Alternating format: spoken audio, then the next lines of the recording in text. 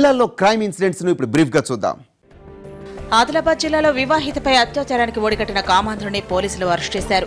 జైనూర్ మండలంలో బాధితురాలు పంట చేలో కలుపు తీస్తుండగా తాగే నీళ్లలో మత్తుమందు కలిపాడు నిందితుడు జావేద్. నీళ్లు తాగిన ఆమె మత్తులోకి జారుకోగానే అత్యాచారం చేశాడు. జరిగిన విషయాన్ని ఎవరికైనా చెబితే చంపేస్తానని బెదిరించాడు. 45 రోజుల తర్వాత విషయం తెలుసుకున్న ఆమె కుటుంబ సభ్యులు పోలీసులకు ఫిర్యాదు చేశారు. పోలీసులు జావేద్ ను పట్టుకున్నారు.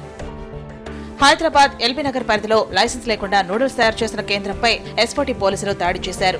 మూసీ నది దగ్గరలో అపరిశుభ్ర వాతావరణంలో నూడిల్స్ తయారు చేస్తున్నట్లు గుర్తించారు. కేంద్ర నిర్వాహకుడైన ప్రేమ్ ను అరెస్ట్ చేసి ఎల్బీనగర్ పోలీసులకు అప్పగించారు. 700 కేజీల నూడిల్స్ 70 బ్యాగుల మైదా పిండిని స్వాధీనం చేసుకున్నారు. మహబూబ్నగర్ జిల్లా దేవరకద్రలోని ఓ ఏటీఎంలో ఆత్మహత్యకు యత్నించాడు దొంగ.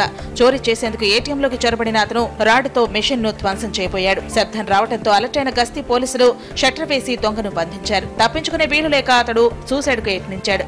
అపస్మారక స్థితిలోకి వెళ్లగా పోలీసులు జిల్లా ఆసుపత్రికి తరలించారు. అతన్ని ఖమ్మంకు చెందిన శివనాగరాజుగా గుర్తించారు.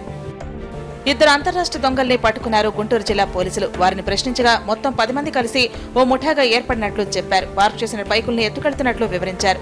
వారి నుంచి పోలీసులు 31 బైకుల్ని స్వాధీనం చేసుకున్నారు. ఇవన్నీ ఏపీ, తెలంగాణకు చెందినవిగా గుర్తించారు. మిగతా 8 మంది కోసం వేట మొదలైంది.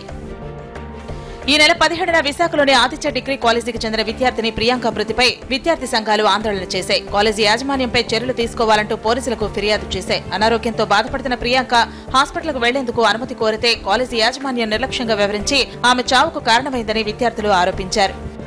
చిత్తూరు మేయర్ అనురాధ దంపతుల కేసులో ప్రధాన నిందితుడు చింటూ సహా 16 మందిని మేజిస్ట్రేట్ ముందు హాజరుపరిచారు పోలీసులు. వారికి న్యాయమూర్తి జనవరి 4 వరకు రిమాండ్ విధించారు. అయితే మేజిస్ట్రేట్ దగ్గర చింటూతో మాట్లాడేందుకు అతని తల్లిదండ్రులు యత్నించగా పోలీసులు నిరాకరించారు. దాంతో వారు నిరాశతో వెనుదిరిగారు. ఇది ఇవాల్టి బి అలర్ట్. మిమ్మల్ని అప్రమత్తం చేసే మరో ఎపిసోడ్ లో మళ్ళీ కలుద్దాం.